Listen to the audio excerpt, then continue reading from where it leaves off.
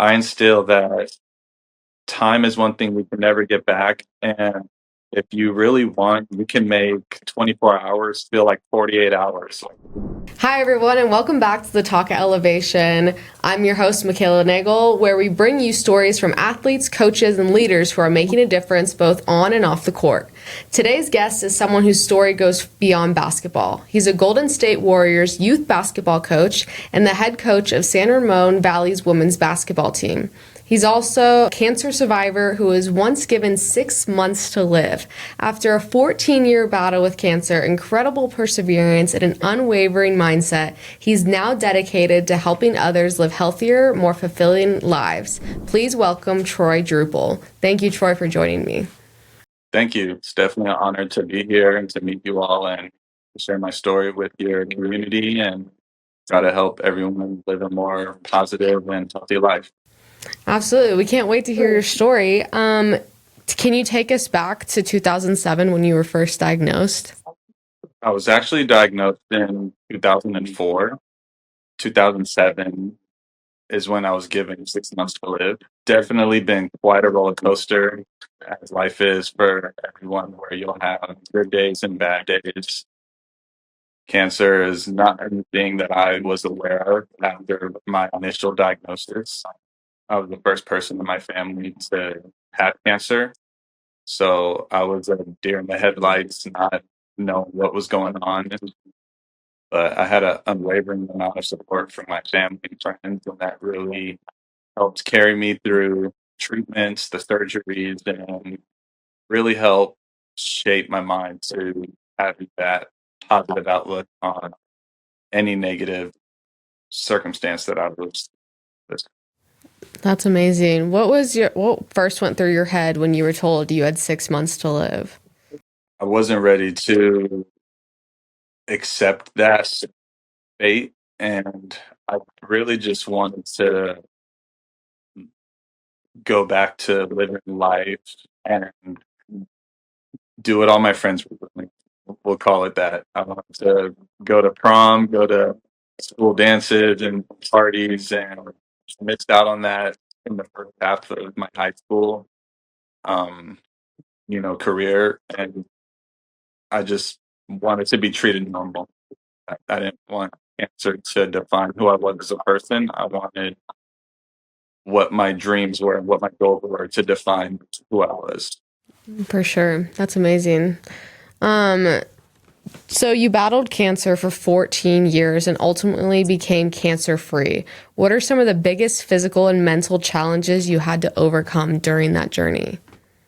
Definitely being on my own when I was at restaurants ordering plant-based meals and having the waiters and waitresses alter my order, and my friends are over here like, "Why are we not eating meat?" Or, the questions were just they never stopped.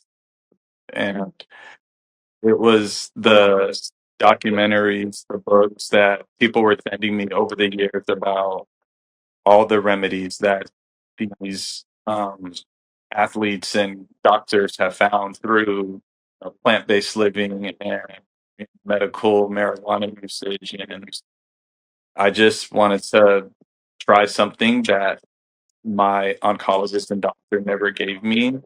And so I pretty much just took bits and pieces of the books I was reading, the documentaries I was watching, and try to create a lifestyle change that would work for me.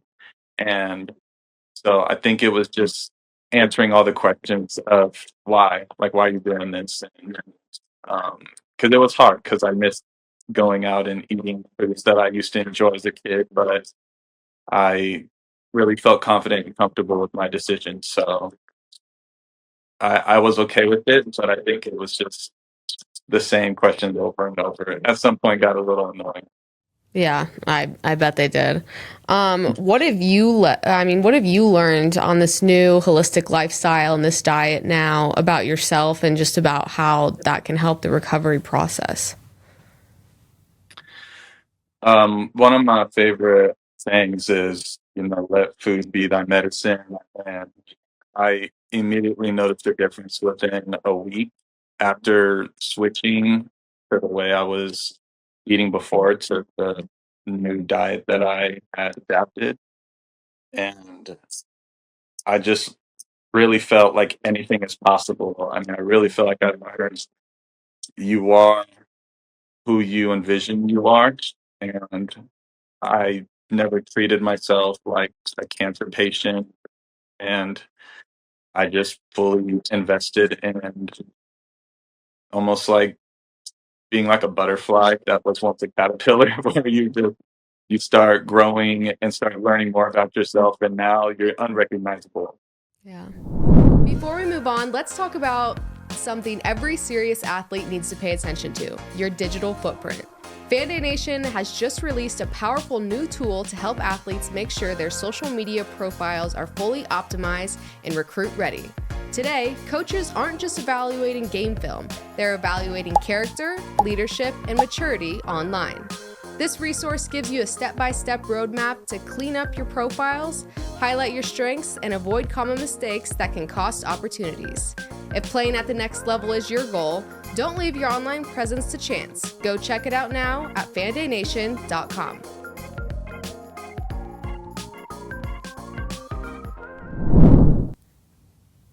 I really like that. I love that. So you often talk about mindset. What does having the right mindset truly mean when you're facing adversity, whether it's cancer, sports, or just in life in general? I really feel it's finding what's important to you. I believe deep down we all have a vision of who we want to be in life. And I know with society and with how our generation is, we're kind of forced to, have this vision of, if you're not making this much money living in this state, you're considered a failure, or so to speak. So it's almost like you're being brainwashed. And I think that when you have time to yourself and really just focus on what makes you happy, that is where true strength lies. Because it's really hard to admit whether you want to be a content creator or a lawyer, or you want to own your own, pharmaceutical company. Sometimes it's hard to share your true goals and who you feel like you are, or who you want to be in life.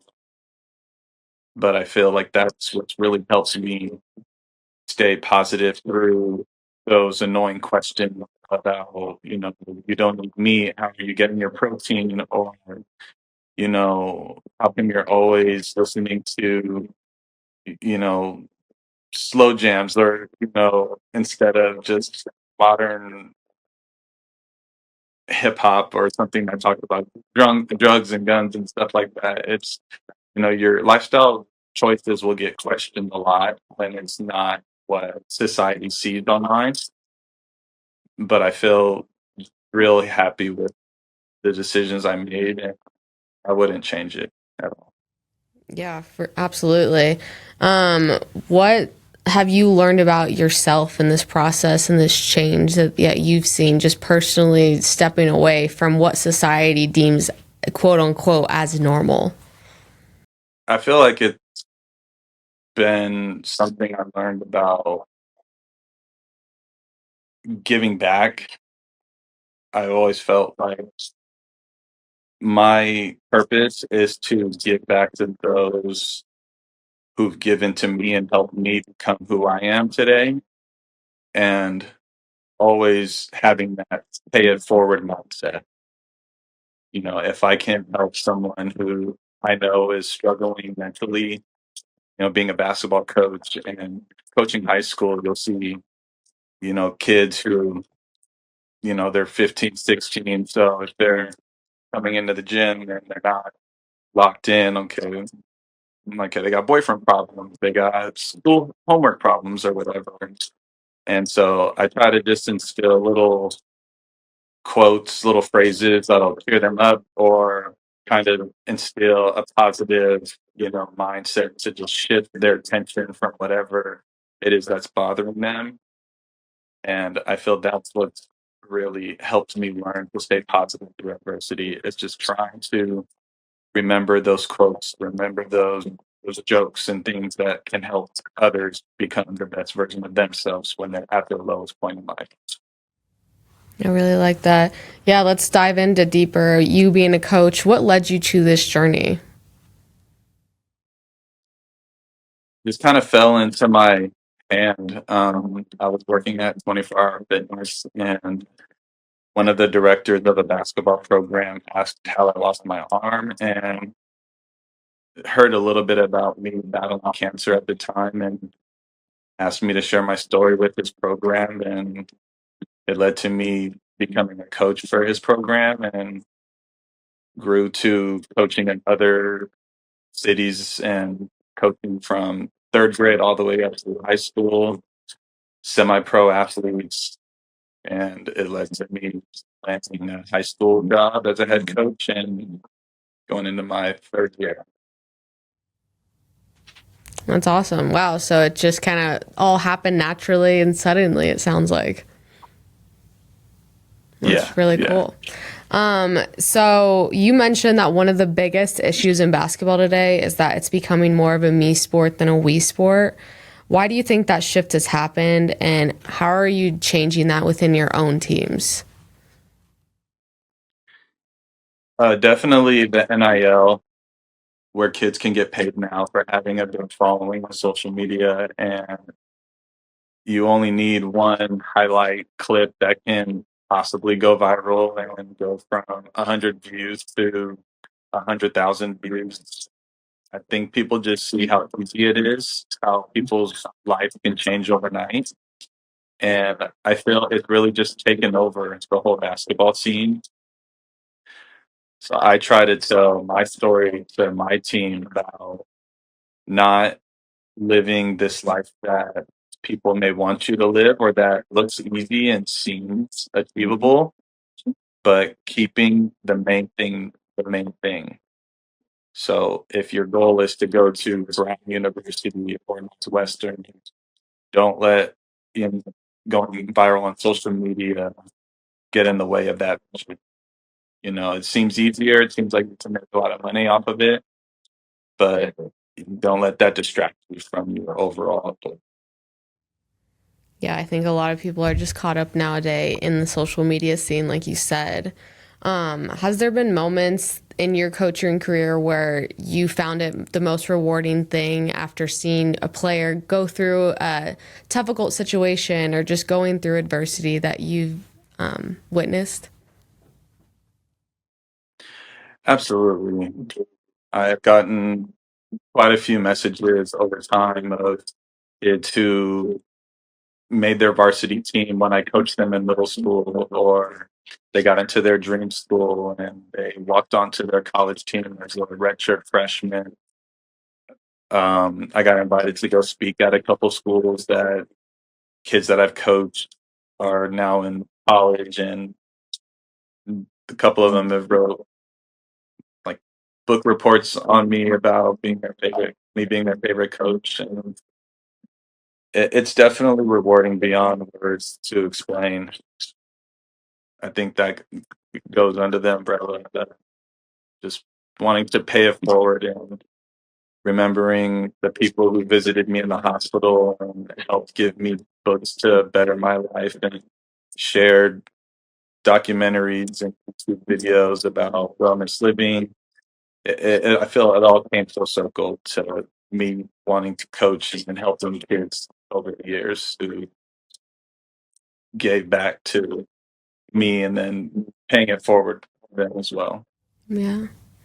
That's amazing. What does it mean to you to be such an inspiration to these young athletes and children or just people in general? We all have a story, and I always make it a point to say that people may have not been able to walk in my shoes, but people should never discredit their own journey and their own battles, because I might not be able to have been able to have walked in some other person's shoes. So I may be an inspiration to them, but they're an inspiration as well. And I think it's just embracing your journey and how far you've come, but know that it could be a lot worse. It could be a whole lot worse than we realize. And so just being grateful for the little things that makes it harder to complain about sitting in traffic or like seeing the gas prices skyrocket. We're proud to celebrate women who lead on and off the court. Nico Stones welcomes new brand ambassador Sophie Zadell, a standout basketball player at the University of Colorado. Her exclusive edits is all about confidence, strength, and the style that moves with you. Support women in sports and shop Sophie's limited collection now at nicostones.com. Well, just listening to you, you're inspiring me already. So, but let's go into your mission to help cancer patients kind of live the lifestyle that you changed into this holistical lifestyle choices. What resources or advice do you hope to provide for people who may be getting their own battle of their own? Definitely do your research. Don't put all your eggs in one basket. Find what works best for you. I can give, and I have given people a breakdown of my, you know, every single day meal plan. I started with a smoothie every morning, and if the first thing someone sees is blueberries, then they say, "Oh, well, I'm allergic to blueberries." Well, look at the other 8 ingredients and replace that with something that's similar or something that you like. And that's what I did when I was reading those books and watching the documentaries. I don't like chickpeas or I don't like spinach. So you look at alternative vegetables or fruits that has the same similar vitamins and minerals, and it took a lot for me to find what works for me. So I really just challenge people to take it serious, really invest in your health. That's the one body that you have for the rest of your life. And so, if you take care of yourself, take care of your body will take care of you. Yeah, and I bet it's different for anyone involved. Their body is not going to react the same as someone else's. Exactly. That's another thing I make sure to make a point of, that I can confidently say that it took me a week to feel the difference once I went vegetarian and I cut out, meat and processed foods at that time. But that doesn't mean it's going to work for you. You may feel a difference. It might not be as significant as mine, or you might not feel a difference at all. So that's when I would really challenge people to find what works for you. For sure. Yeah. So looking ahead, you have goals of coaching at the college level and writing your autobiography, which I, for one, will be reading. So what excites you most about this next chapter of your journey? Um, I think just the possibilities that can come about taking that risk and going to a more difficult, challenging moment in my life.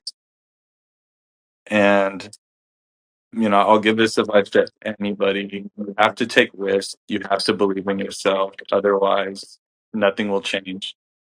And I always say we're our biggest critics, and you really have to believe in yourself, because other people can't believe in you and root for you, and you're not having the same mindset as those people who believe in yourself. And so I'm looking forward to the ups, to the downs, just trying to become the best person that I can be. That's awesome. I love that. Well, we kind of already talked about it, but your message I want to read out loud is: you can't add more days to your life, but you can add more life to your days. And that is just an incredible message to send to people. What does that quote mean to you today? And what do you hope listeners take away from this conversation we had? I talk about this when I coach all the time. Um, when I'm putting kids through a workout and I count down from 10 seconds and saying we got 10 seconds left, some kids will stop dribbling or stop working out with 5 seconds to go. And because they know that I'm getting ready to move on to the next drill. And I share with them the difference between taking a break in the last 5 seconds and trying to do as many push-ups as you can, or trying to dribble the ball as fast as you can in that 5 seconds. And I instill that time is one thing we can never get back. And if you really want, you can make 24 hours feel like 48 hours. Like, you'll be tired, yes, but you are maximizing those days. The more that you're being productive, you're achieving your dreams, you're trying to be better yourself. And it always goes back to, we only get one life and tomorrow's never promised. So let's just make the most of every day we have and see what comes out of it. That's great. Yeah, and I think a lot of us forget that a lot of the time. So thank you today for reminding us, Troy. Of course, of course.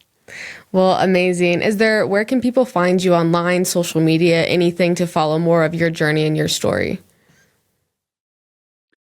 So my platform that I mainly use right now is Instagram, which is just the first initial of my name, which is T, and then my last name, Druppal. So it's